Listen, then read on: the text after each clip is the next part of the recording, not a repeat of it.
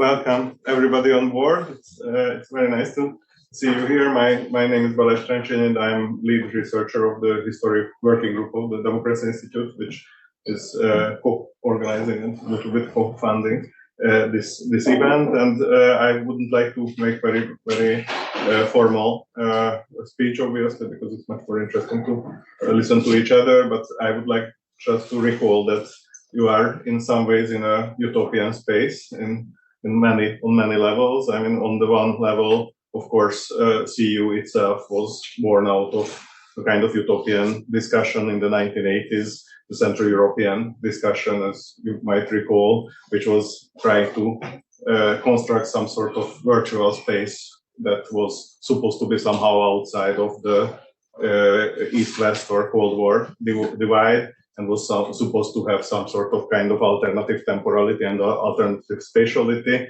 Of course, it was predicated upon the past as well, so it was also some sort of, to a certain extent, retrospective historical narrative, but also very much a kind of future-oriented discussion. And then in the 1980s, this seemed for some time to be really kind of out of space, because obviously the divisions of East and West were quite obviously structuring political action and political thought in the mainstream. But then, as you might recall, not necessarily personal, some of you personal and some of you already from history, basically in the late 80s opened up this utopian space, and all of a sudden things that were considered to be only kind of virtual could be real. And one of these virtual realities that became somehow tangible is this university, which was kind of evolving in these discussions in the late 80s about what could be done for this region, how it would be possible to kind of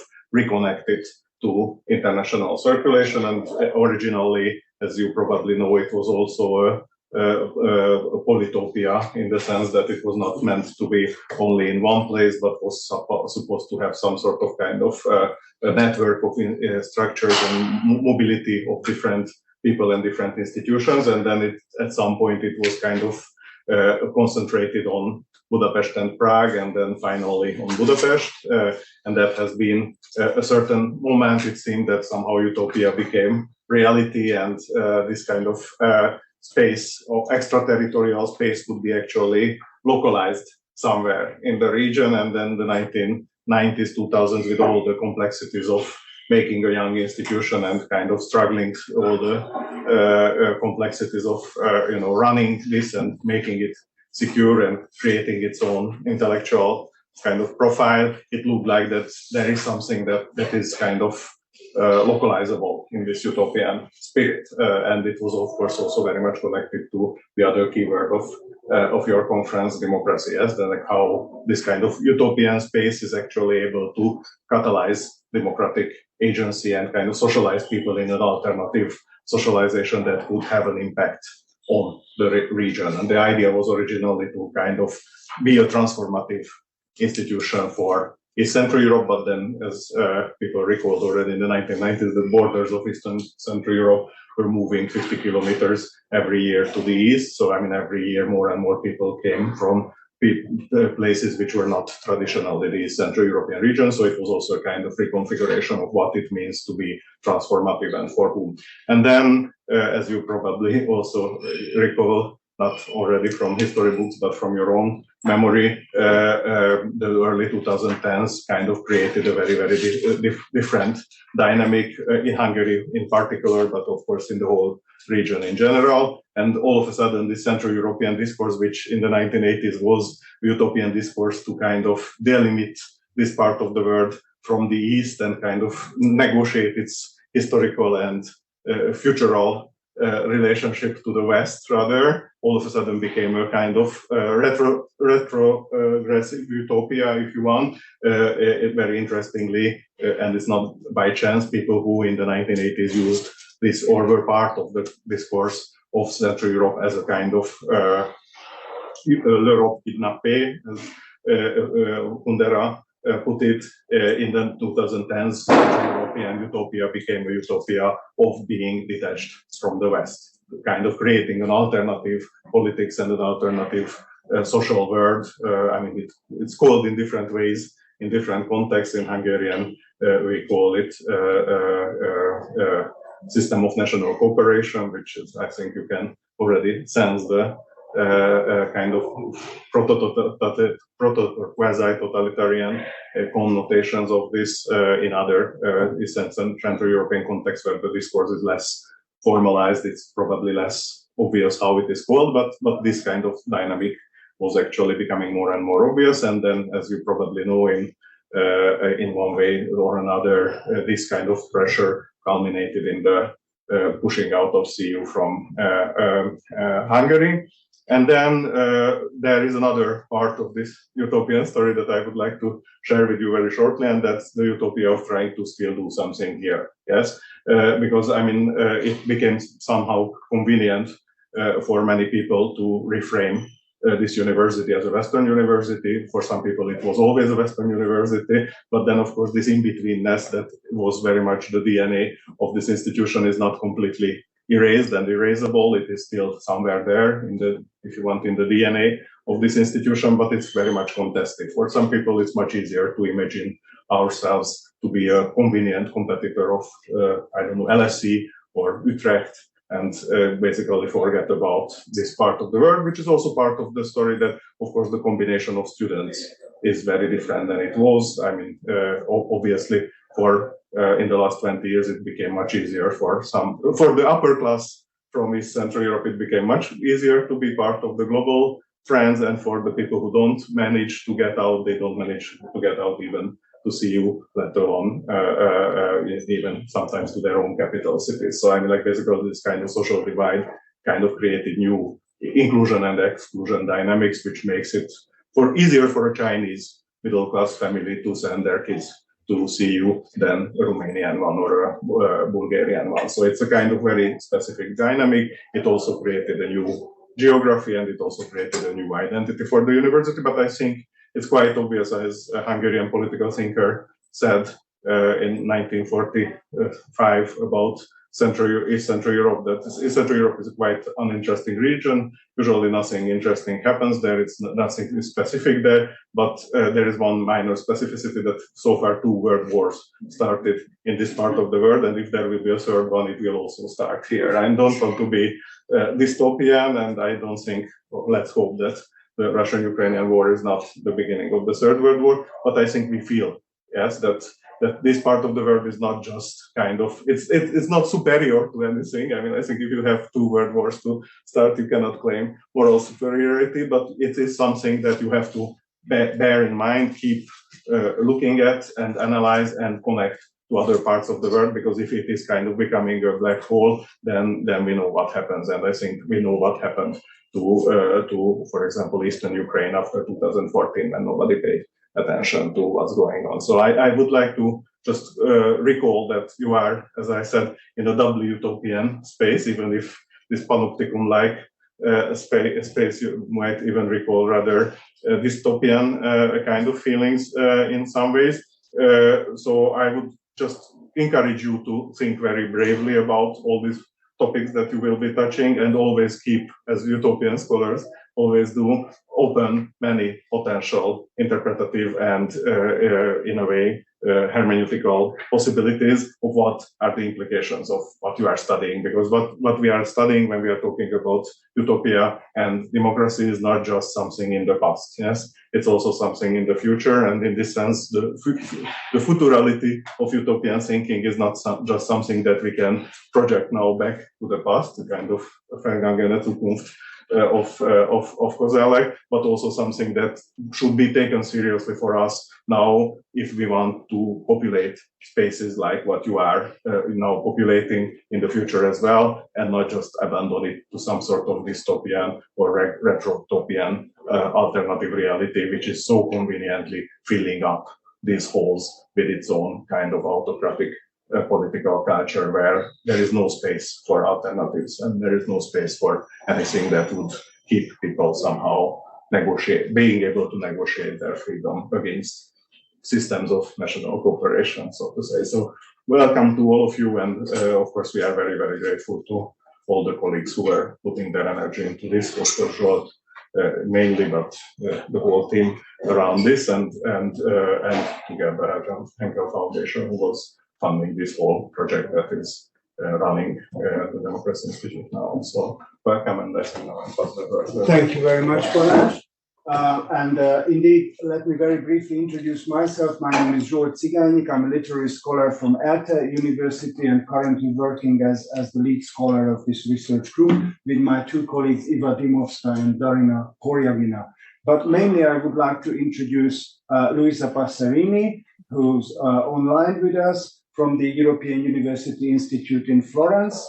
She's a professor emerita of history, and if I wanted to talk just very briefly about each book she wrote, then she wouldn't have time for her talk. But just to give a few titles, I think the first one was Fascism in Popular Memory. Then what is very interesting for me is Autobiography of a Generation. The generation is the 1968 generation. And then she wrote about memory and utopia. And this is where she helped very much my understanding of the complexity of the concept of utopia. But I would not like to talk too much about this because that will be something very important in her talk, which is titled Utopian versus Utopian, and the inverted commas are important in the title. Luisa, please start your talk.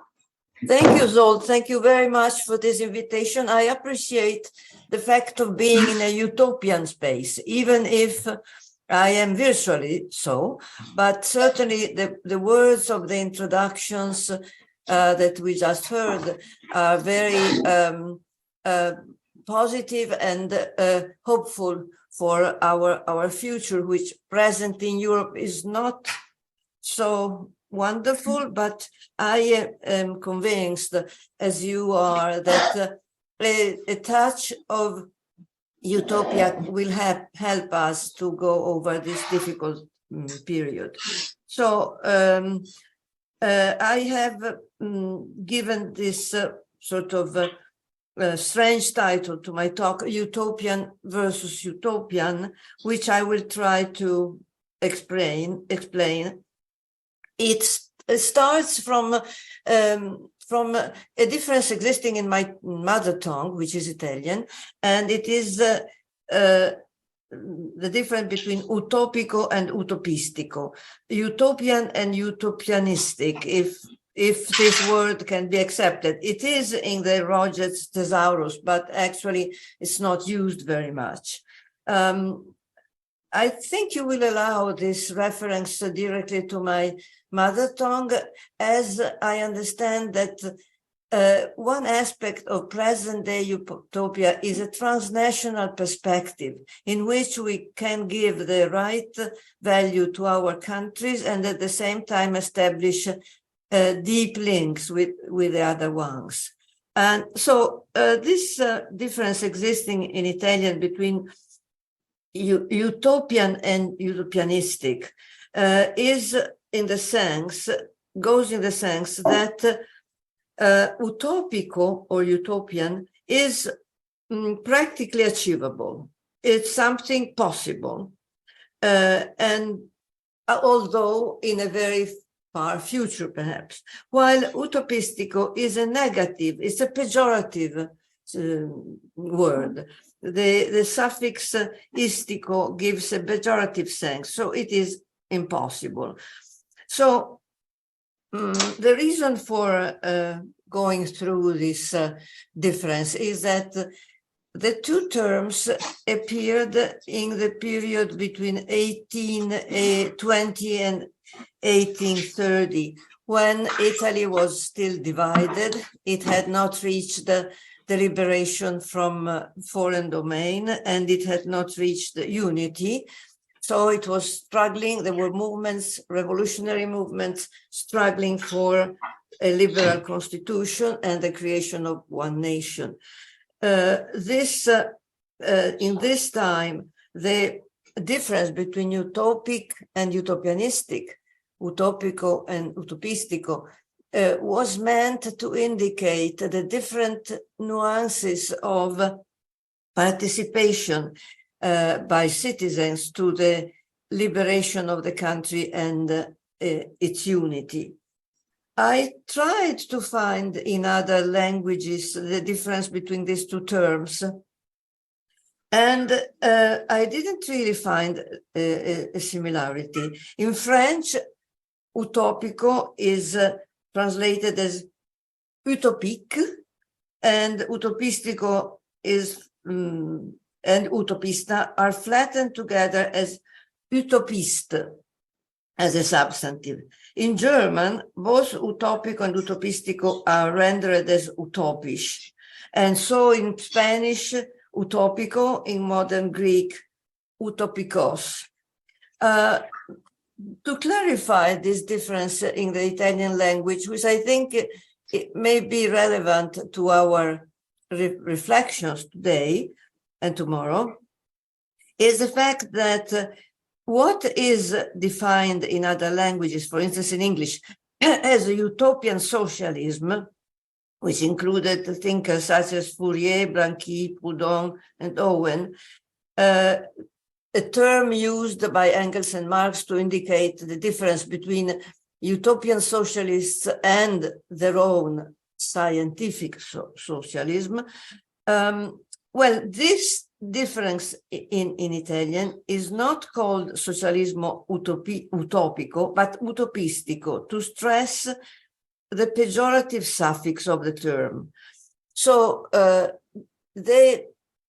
all this is to say that in my language, but I think also in other languages, the term utopia and the adjectives, pertaining adjectives, utopian and utopianistic, indicate an extremely problematic status of the term, mixing the positive and the negative, and always presenting the possibility of a degeneration of utopia towards something that is not democratic, something that is based more on order, a new order, rather than on desire. These are the two poles between which utopia moves, order and desire. I shall try to explain better how this works.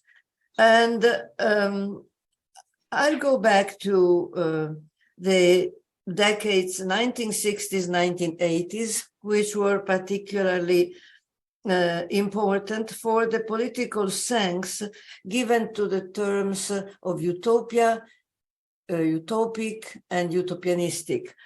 This was a sort of language which was widespread in and around youth, student, and gender movement, which included manual and intellectual workers, technicians, intellectuals, artists, and professionals, and women's, queer, trans, and generally LGBTQ+ movements. It was a sort of mouvance, a French term indicating something more than a socio-political movement, rather something like a changing landscape of mentalité. So the link between the movements mentioned above, these social political movements, and the other important movements of the time, the liberation movements in other continents, the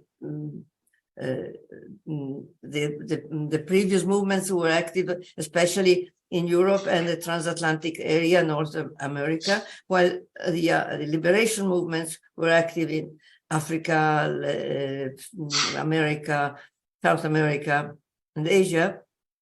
The link between these global movements has not to be underestimated. So an aspect of utopia in those decades was, in fact, the sense that there was a link between all these different movements around the world. In 1960s, 1980s Italy, the new link established by all these movements between utopia and a possible revolution, including daily life and subjectivity, led to the adoption of utopico against utopistico. The insertion of subjectivity, understood as everyone's right to be the subject of their own life and history, and as well as history in general, led to a constellation including democracy. The novelty was the critique of representative democracy and the insistence on direct democracy, an essential element in restoring the primacy of direct democracy as against representative democracy, in spite of the many contradictions that this implied, that I will hint at. So the vindication of the right to subjectivity had as a corollary the refusal of hierarchies between the subjects of revolt. The movement of those 2 decades challenged, on the one hand, the concept of center-periphery, used even by progressive political economists, to describe the contrast between various regional sub-situations. And on the other hand, they challenged the hierarchical notion of a privileged subject of social change, such as the industrial workers of advanced societies, which had been central in the political structure of the internationals. At the same time, the student movements attacked the notion of another privileged subject, youth, when they criticized the sociologism of any definition of young people as the ultimate rebellious social category par excellence. An attitude prevailed which posited the equivalence of revolt in various sectors of work and life, as well as geographical zones. Students in different parts of the world felt legitimized to rebel inasmuch as they were students. They did not believe they had to justify their actions on the basis of an alliance with other social strata. At the same time, they were convinced of the link between all the fights for freedom throughout the world. I would like particularly to insist on the enormous enlargement of the definition of the historical subject and its location by the women's movement, which extended the idea of freedom, democracy, and utopia to some extent to home and domesticity, and also stressed the importance of intersubjectivity by affirming the principle of sisterhood, much later questioned by women of color who criticized the approach of white middle-class women. So I want to I have briefly hinted at the plurality of utopian hopes that the movements of the 60s and 80s proposed to the world, and at the same time, the plurality of subjects and the need for intersubjectivity together with a universalistic approach. In the context of a history of subjectivity, I find it appropriate to link the concept of utopia with the 1960s and 1980s movements, although their protagonists did not use this term very often, because they insisted on the opposition between the realism of their approach and any utopia. So they didn't want, in 68, to use utopia in order to avoid the possible sense of impossibility and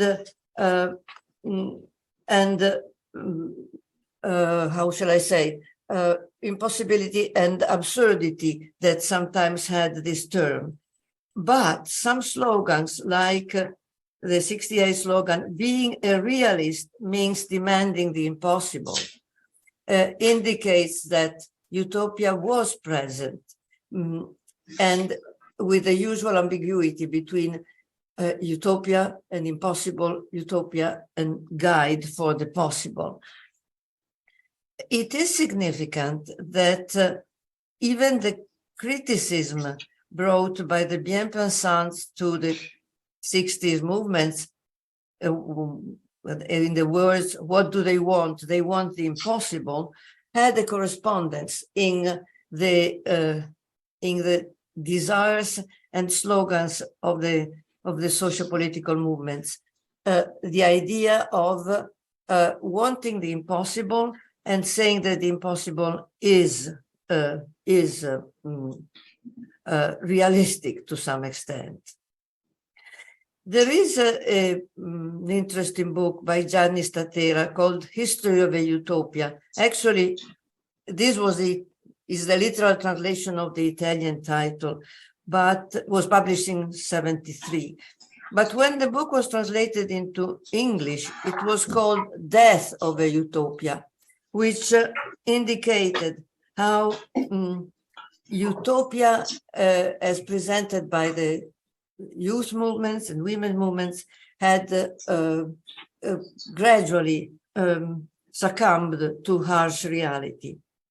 So if we can decide to redefine the terms utopia, utopian, and utopistic in the perspective of subjectivity, I think we can find help in an interpretation that stresses the psychoanalytic element of 1968.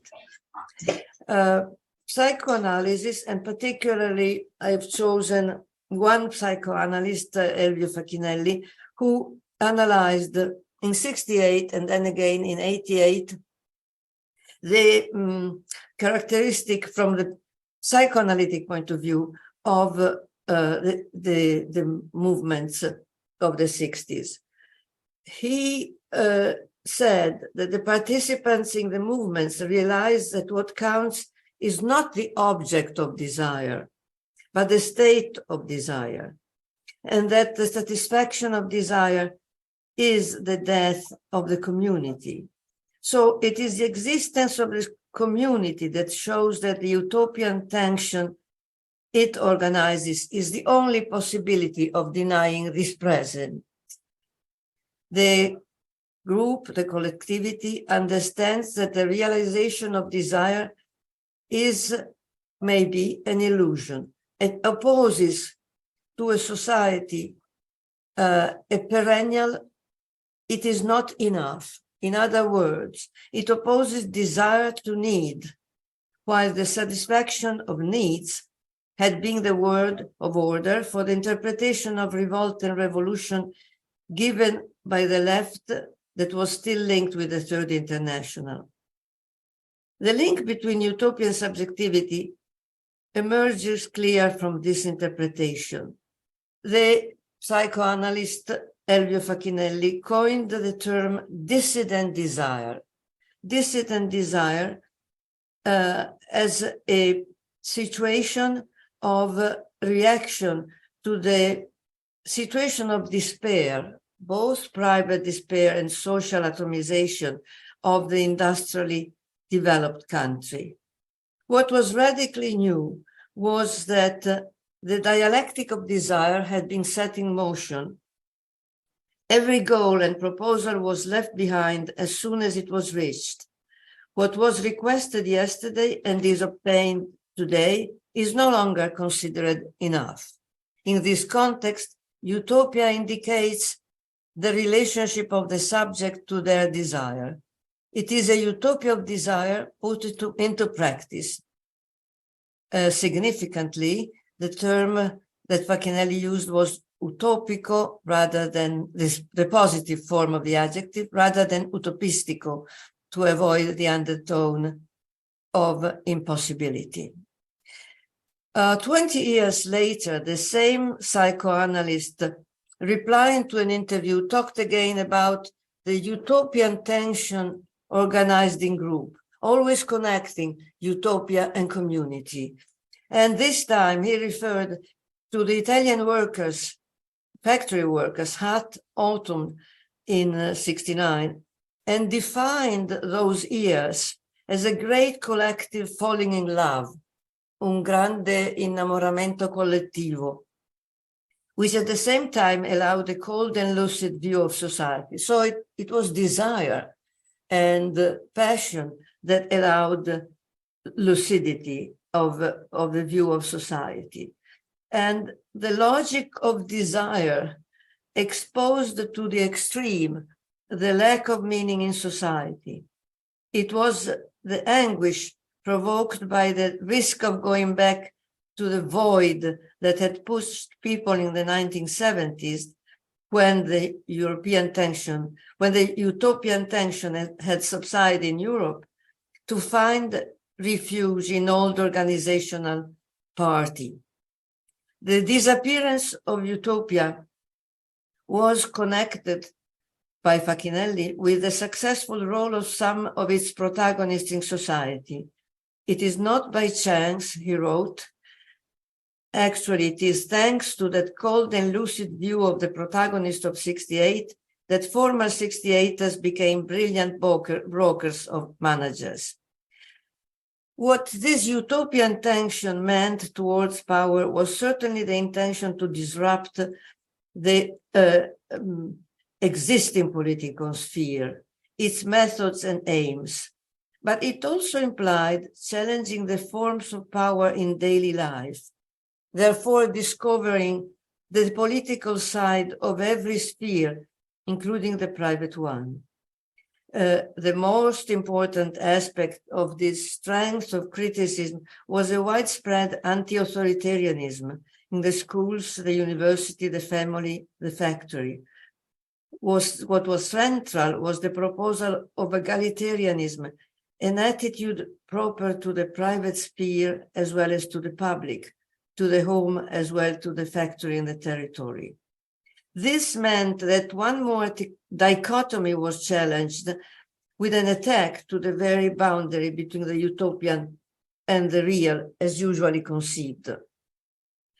In view of all this, the utopian tension of the decades 1960s and 70s and 80s is not to be understood in the sense of projecting the ideal picture of a perfect future world, not a utopia in that sense, but rather of being engaged in a radical criticism of the present and in changes to be started immediately from one's own situation. So the belief in the possibility of changing the world for the better was held both in political and social terms. The very difference between these terms was abolished in the tendency to break boundaries between politics, art, and all the specialized activities on one hand and daily life on the other. Up to this point of my talk, I have tried to show in which sense the movements of the decades 1960s, 80s around the world had a component of utopia. The relevance of this is that those movements intervened in history after a period during which a certain type of utopia seemed definitely buried, at least in the sense that the 20th century had done with totalitarian utopias. On the contrary, democratic utopias reappeared, although they included contradictory elements of leaderism and undemocratic ways of facing the conflicts.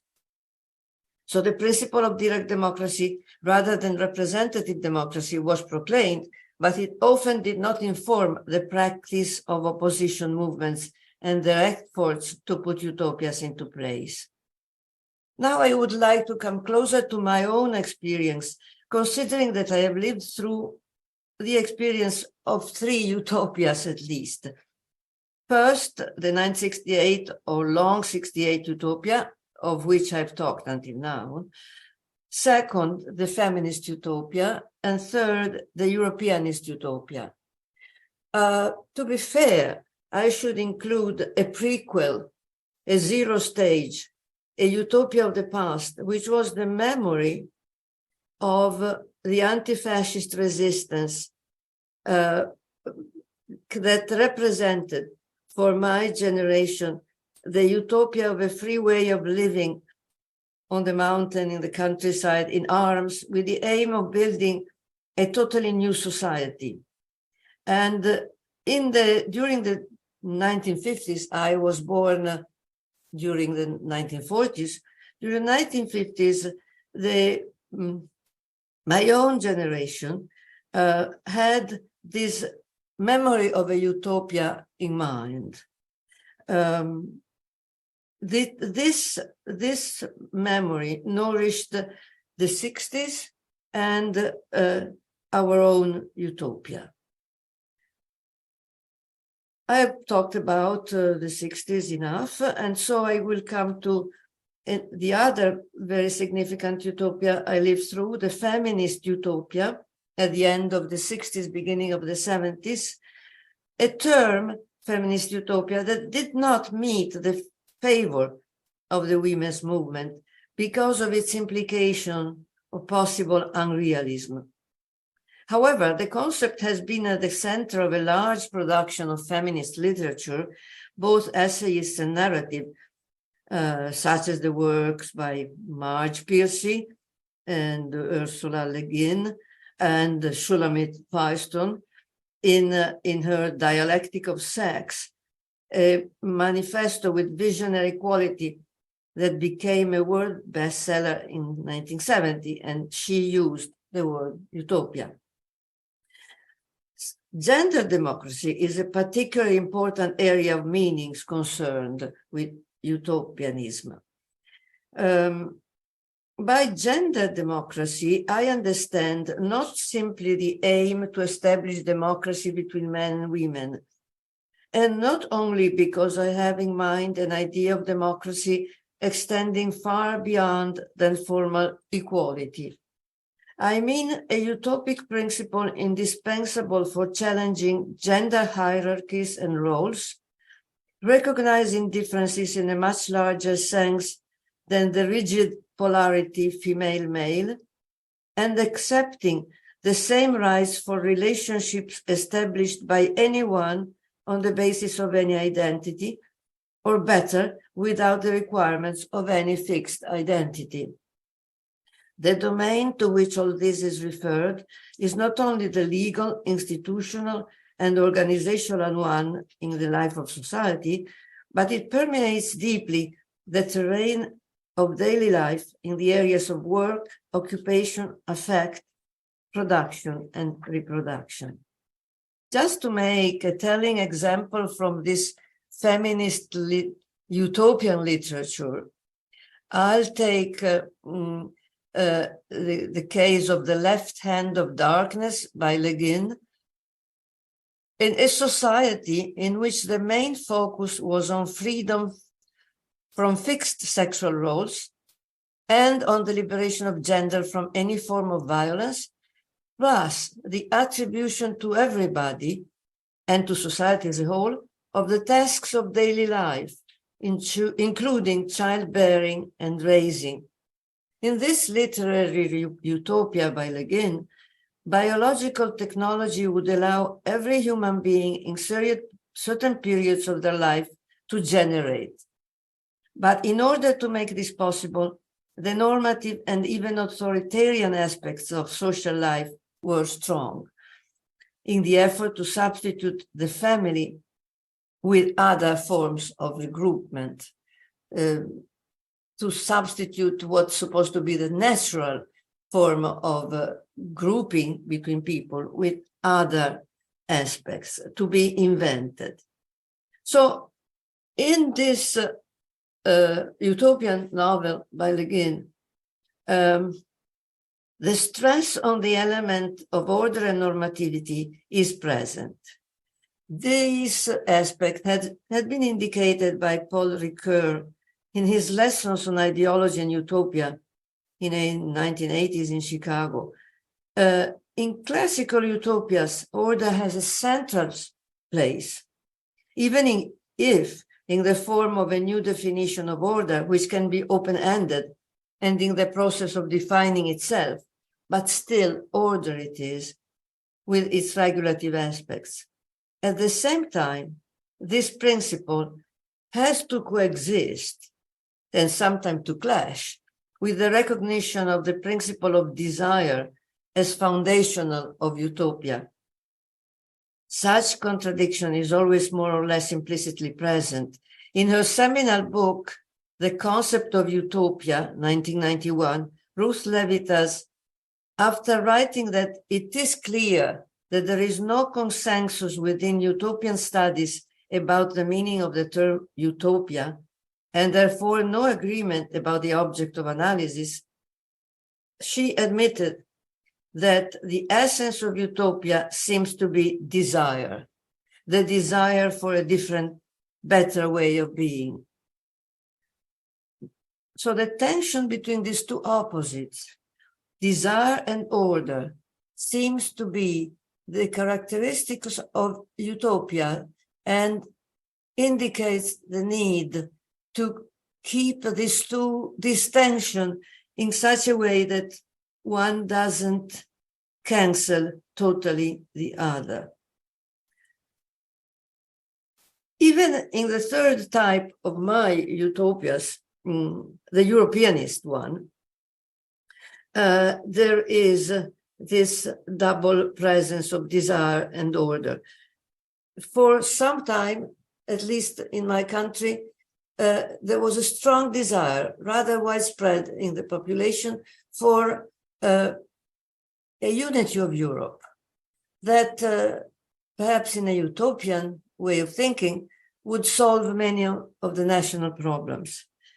In the last 30 years, this Europeanist utopia, the dream of a European unity, seemed to vanish exactly at the time when the European construction started, although it might have been useful to keep those utopias in mind for criticizing the European Union while it was being constructed.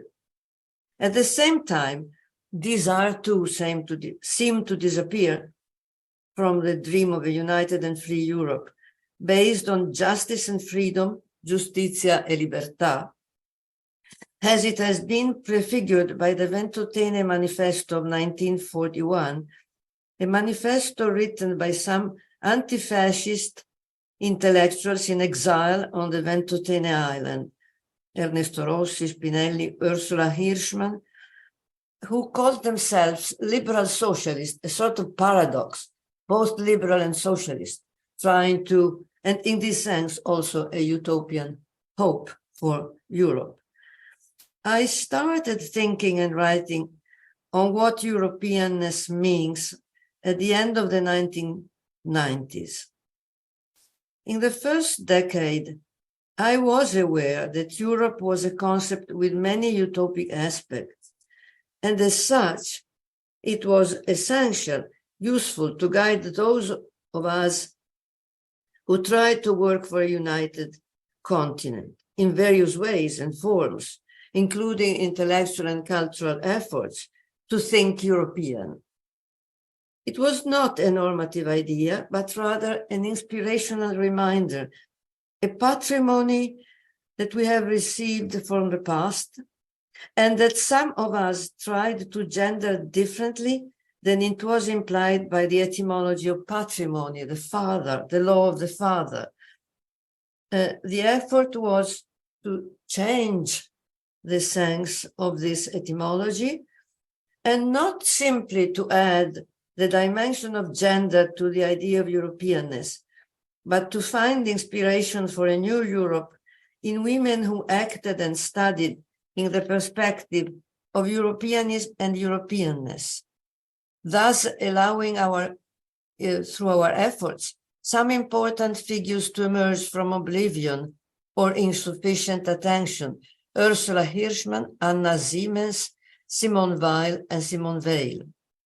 I must say that as years went by, the utopic savor of this debate underwent more and more infiltrations of utopistic, the negative one, in as far as putting into practice a Europe of freedom and justice appeared to move farther and farther away. This doesn't dispense us from continuing in our cultural and intellectual efforts to find a meaning of the ideas of Europe, Europeanness, and Europeanism, which is faithful to utopia, to its utopia. In my personal research, I try to connect Europe and love, Europe and desire. Thus, writing, I realize, a history of utopias. And this actually is only part of a large effort that is being done today, often using the term utopias in new ways. And for instance, recent utopias are created in the name of Black feminist utopias. And this is an indication of a new direction that the term utopia has taken. And the challenge seems to be how to reconcile the endeavor to recognize, for instance, the rights of Black feminism with the principle of intersectionality. I mean, the utopian challenge today seems to be to create, and I borrow phrases from Levy and Sayre, a reinvented human community freed from all alienation and reification, capable of recognizing the contrast and divergences as well as similarities based on the categories of difference, i.e., social origin, class, gender, race and color, age, corporeality and mobility. Utopia is today to find the relationship between each of these possible bases for identity and single communities and a general human, reinvented human community. If I may let the contrast between utopic and utopistic reappear at the end of my talk, I can say that while it would be utopistic to require that a democratic principle in the field of gender should be put into practice immediately in whole sectors of society, it is legitimately utopic to act and think so that changes can start to be made in several areas of a community towards certain goals, such as that diverse gender choices exist and have the right to exist, that any essentialist attribution of stereotypes to male and female are excluded, that patterns of hegemonic masculinities be abandoned, and so on. Utopia can be understood as an ideal and organizational principle that can help us as a shared guide in daily life. In this sense, I see today elements of utopianism in both its positive and negative meanings.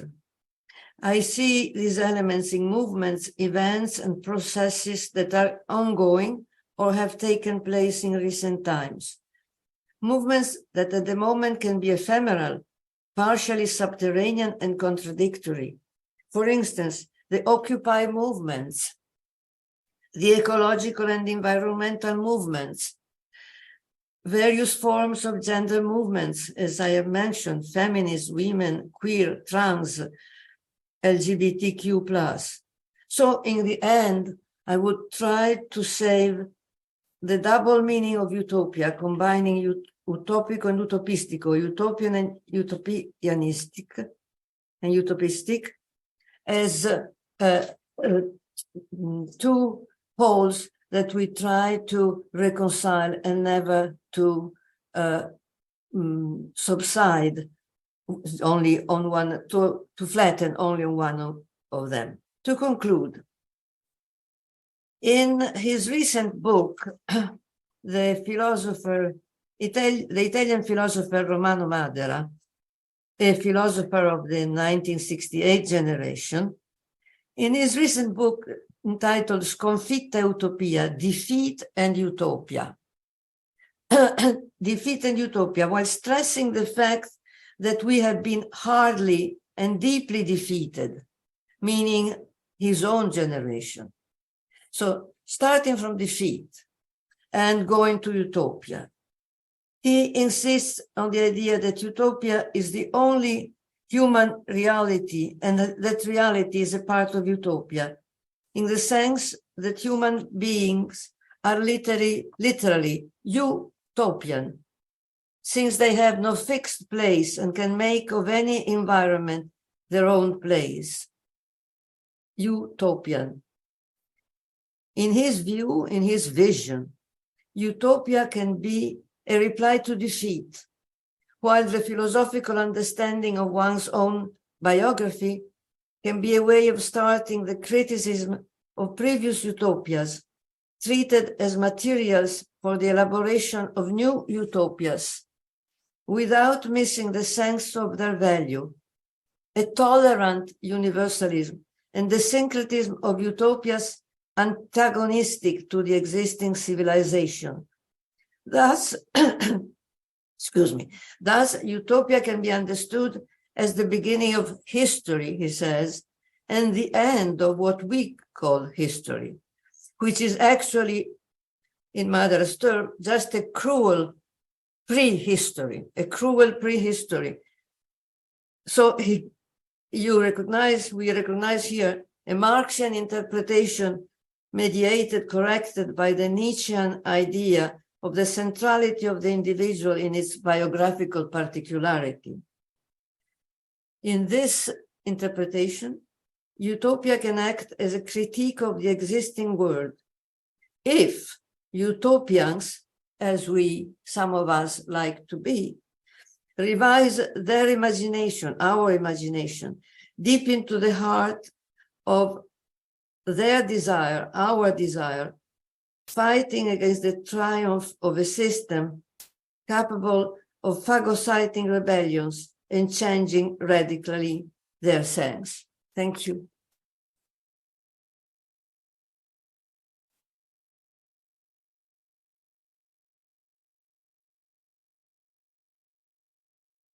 Cannot hear.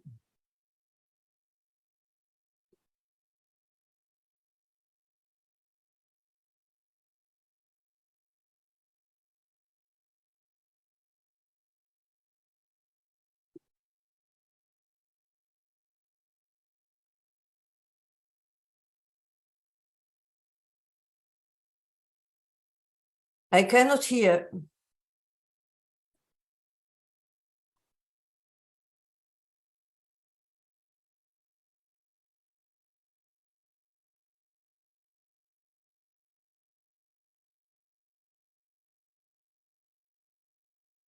Of utopico, utopistico. Does she hear us now?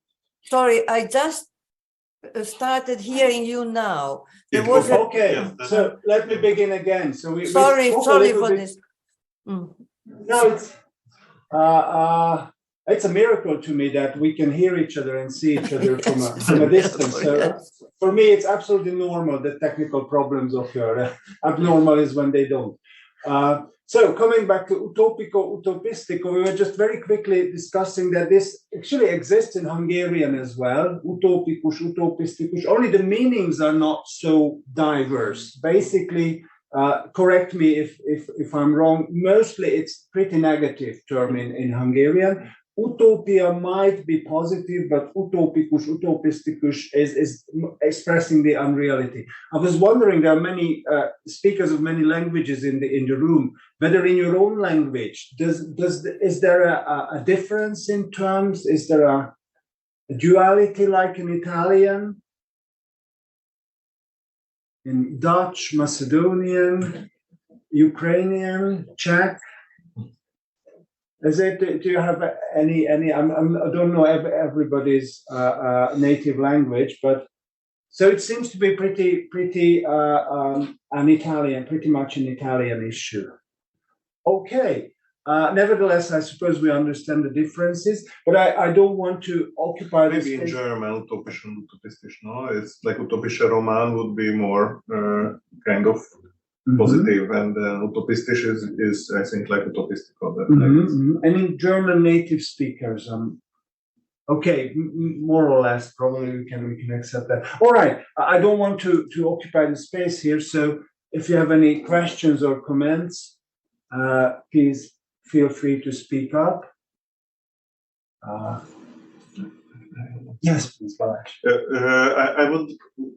I very much enjoyed what you said about this kind of sequencing of utopian experiences and how they are kind of built on each other, and at the same time there is a tension between them to a certain extent. Obviously, 68 utopia is not exactly a feminist utopia, and feminist utopia is not exactly European Union, so to say. But I would like to maybe go back to the title of this workshop, Utopia and Democracy, and ask whether there is not a bit more tension between these two than what came out from your lecture. Because I think historically, obviously, if we go back to the early modern utopias, there is clearly a non-democratic, or if you want, anti-democratic component. The designer vision is very much about autocratic, not in the autocracy necessarily in the kind of rule, but in terms of that somebody who designs this kind of utopian space is also mentally ruling it. Yes, I mean, in a way, it's going back to the Platonic roots of this whole utopian tradition, and definitely in Thomas More, and also like going up to 18th century. I mean, clearly it is not a democratic utopia is not democratic at all. Now, in the 19th century, it's a complicated story, obviously, because there is a certain kind of democratization of utopia and utopianization of democracy, but there are also very many utopian traditions, including Saint-Simon and company, which are exactly also very much anti-democratic. And I would say that that also plays out in the interplay between utopianism and totalitarianism. And obviously that also comes back to a certain extent in the 1960s, 1970s. I think it would be one-sided to read 68 just as a kind of democratic utopia when they were also I don't know, falling for Mao Zedong and Cultural Revolution and all that. I would also say that the European Union project, or the European project, is also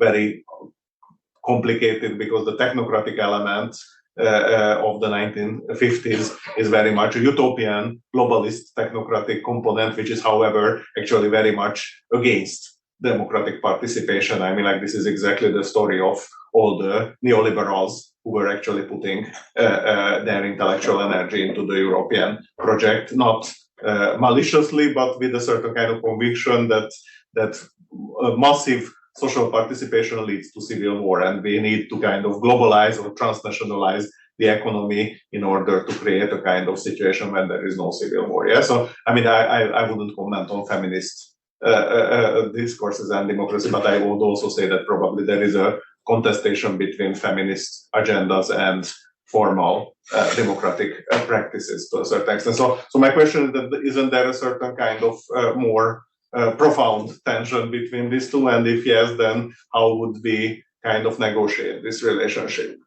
in view of what you were saying? Because I mean, I had a feeling that you were very much trying to kind of create a harmonic reading of the two.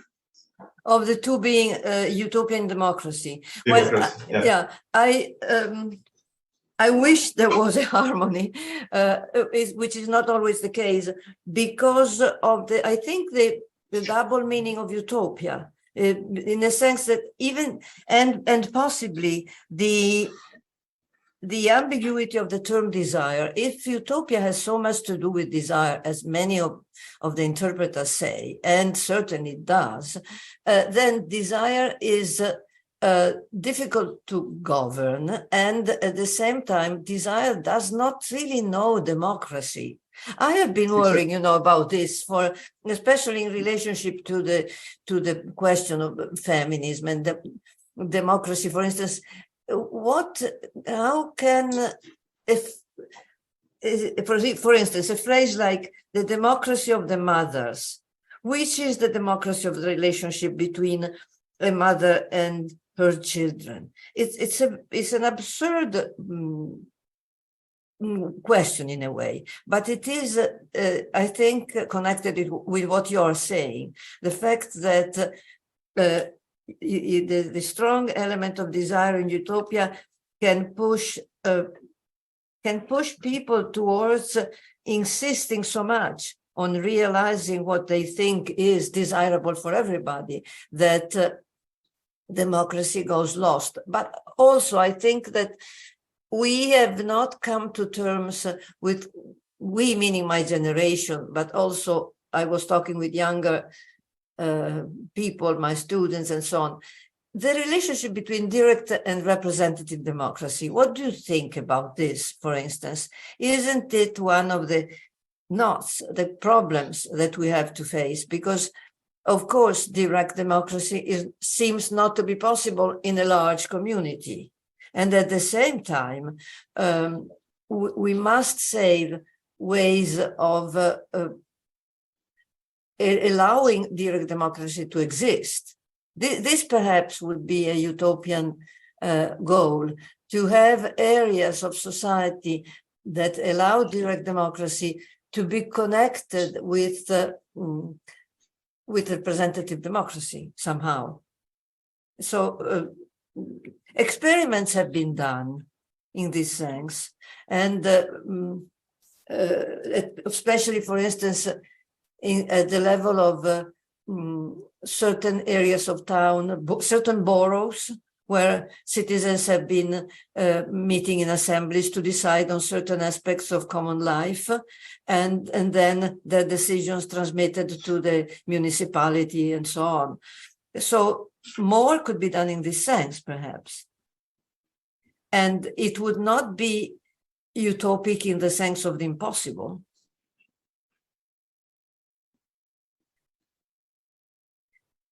Thank you. Later, direct democracy will be discussed by Anna Maria today. Any more questions from the floor? Yes, please, go ahead. Luisa, I found your account of growing up from the 40s onwards in Italy, vis-a-vis the Utopian tradition, absolutely fascinating. And I wondered if you could expound a little bit more, expand on your description of the utopian visions that the anti-fascist resistance had in mind. You spoke in a kind of bucolic and rural tone of the fields and the countryside rather than the factories and the workshops. And I wondered whether this is heralding back to a much earlier tradition of a kind of agricultural golden age in Italian history, or even in regional history, as opposed to the history of the nation as a whole, whether this was instead principally informed by Marxism, if the narrative is coming out of the PCI, or what other components there were to this idea of the resistance against both Mussolini and Hitler being in the name of a different kind of ideal society. Luisa, could you hear the question? I could hear. I couldn't see the person who was posing the question. This was Gregory Claes, and unfortunately I cannot turn the cameras. Okay. Well, thank you, Gregory. Thank you very much for this question, which I appreciate, because it allows me to explain a bit my generation's utopia at the end of the 50s, beginning of the 60s, before we had our own utopia. So it was a memory. And the reason why I did refer to mountains and countryside was that the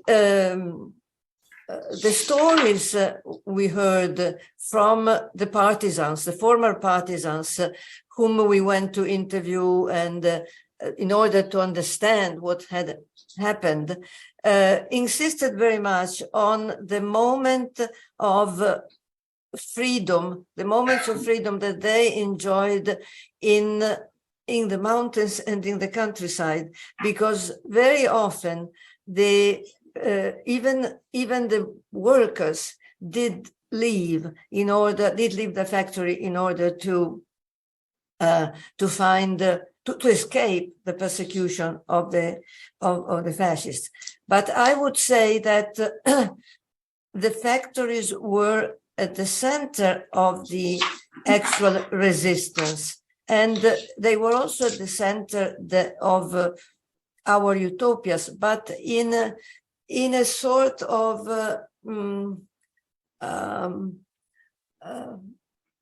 it was a sort of ideological way.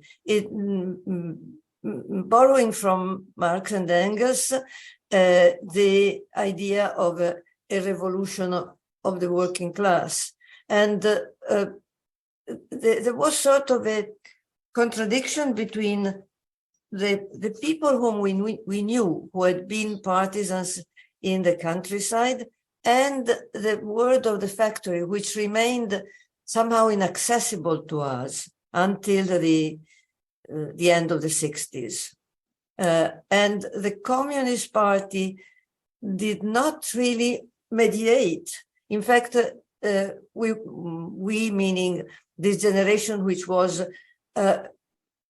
tried to be to the left of the Communist Party, we criticized very harshly the attitude of the Communist Party to save the pacification of the country after the resistance, at a time when the resistance could have still gone on. As I say, this might have been utopian, but we felt, and many of the old communists felt, that the liberation had not been complete, that the democracy had not, the type of democracy we had reached was not enough. The Christian Democracy Party, which was ruling the country after the Second World War, was putting aside much of what could have been reached if the resistance had continued, so to say.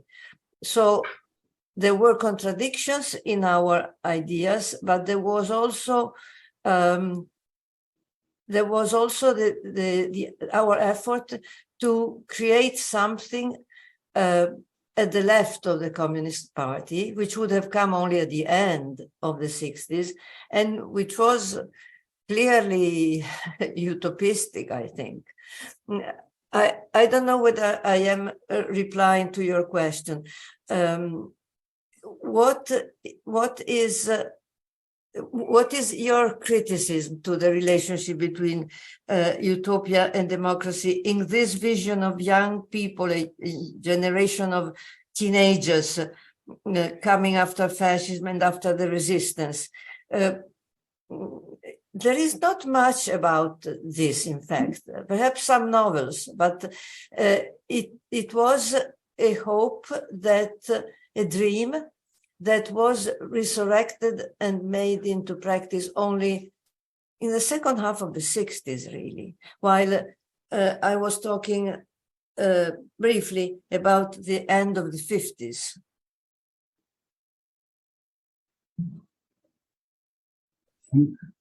Thank you.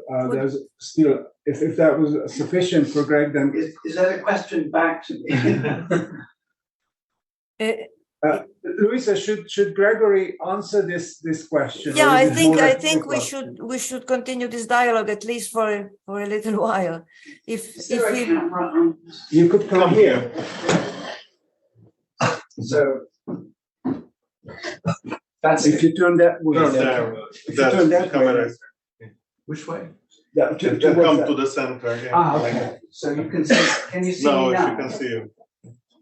Yes, you can see Yeah, she me now. can see. You can see me now. Okay. So what I was trying to get at was really projecting from the history of the British education traditions, or the various traditions. There's a grand rupture at the end of the 19th century between visions which harken back to a kind of pastoral, rural image and give primacy to life in the countryside and kind of remaking the country as in the image of a garden. We associate this with William Morris, used for nowhere in particular. There's a rupture on the one hand between that image and the image of the future as the gleaming skyscrapers, flying cars, and so on, that science fiction in the second half of the 19th century uses to build on what is really a much earlier Baconian tradition, where science and technology, innovation are driving the image of the future society. And these two visions collide the most famous utopian writer of this period, H.G. Wells, uses images of both, but tends towards the much more modern aspect. So build new cities, people are likely to want to live in them rather than go back to the countryside. So that's the kind of question I was really asking you, because of course there are long traditions in every country of an ideal in the countryside before the cities begin to disrupt the social fabric of the society as a whole. And equally, certainly from the age that science fiction becomes popular in the late 19th century, there are images of utopia as, by definition, a modernist project, creating brand new cities, bringing the benefits of science, technology, medical innovation, and so on, to a population which is much more condensed in large cities. Mm. So that's really what I was asking. Mm-hmm. Well, I think that there is also something in the language which is connected with this. Traditionally, former partisans would talk about going to the mountains, even if that had not been literally going to the mountains, but had been fighting in whatever situation one was. I do not think, Gregory, that I understand the question of the pastoral tradition, but I don't think it was really the case in the actual resistance. Perhaps it was in some of the novels written about it. The tradition is alive, so to say. But the narrations, I was referring to my experience of the narrations by the former partisans who told us of their actions, both in the factory and in the countryside, in the mountains. There was a certain indulgence to this question of living free in outside of the town and coming back to attack the town and attack the fascists. So the certain areas, for instance, in Piedmont were, I'm just saying this because we just had the anniversary of the liberation, 25th of April. And so many people were interviewed who still had lived through that period. And in areas like in Piedmont, there was a great movement of resistance even in small villages. And they connected with the workers in the factories, but there was always, I think, this background of the countryside as a way to protect some of those who were fighting. And you know, the resistance in the factory was also the occupation of the factories, which changed, which is another landscape, yes. But this has been less transmitted, perhaps. Less, the transmission of these traditions was less articulated, I think. Of course, I'm trying to explain what was our utopia, not what actually was going on. It was our imagination of this, and it is somehow ironical that in the end our own utopia was totally in the cities. I mean, the universities and the factories in 69. So a point on which we could work would be, in fact, the discrepancy between the two utopias, those of the 50s and those of the 60s and the 70s, and the translation of the one into the other without apparent contradiction, because it was still the idea of freedom and liberation wherever it took place. But I appreciate very much. Yeah. Actually, would you like to respond quickly? Well, I just wanted to respond to one point you made earlier in your talk. A lot of the reaction, of course, in the cities of the 68 generation, hundreds of thousands of people go back to the land, quote unquote, as they did indeed in the 1890s. One of the reasons for doing this, to come back to the central theme of these 2 days here, was not because they wanted to be farmers, because most of them lacked the skills and inclination as well, and many of the rural communes failed for precisely that reason, but because they were critical of representative democracy in large urban areas. And the small-scale commune, which of course is the model of most of utopian thought until the 1850s, 1860s, really until Marxism starts to become very influential. The small-scale face-to-face commune, a la Fourier, Cabet, and so on, where up to a few thousand people could become acquainted with, know one another, and engage in political conversations, even if they didn't want to call them political conversations, but govern themselves more or less spontaneously and autonomously outside the mainstream of national politics. And they wanted very much to live in communal ways and to go beyond the family. So this was also done in the cities, of course, in the 68 generation. And the Wohngemeinschaft. It continued with the communes movement. Mm-hmm. It continued the communist movement, yes. Thanks so much. Well, we could go. We can go on. Thank you very much. It's actually now we're going into a well-deserved coffee break time.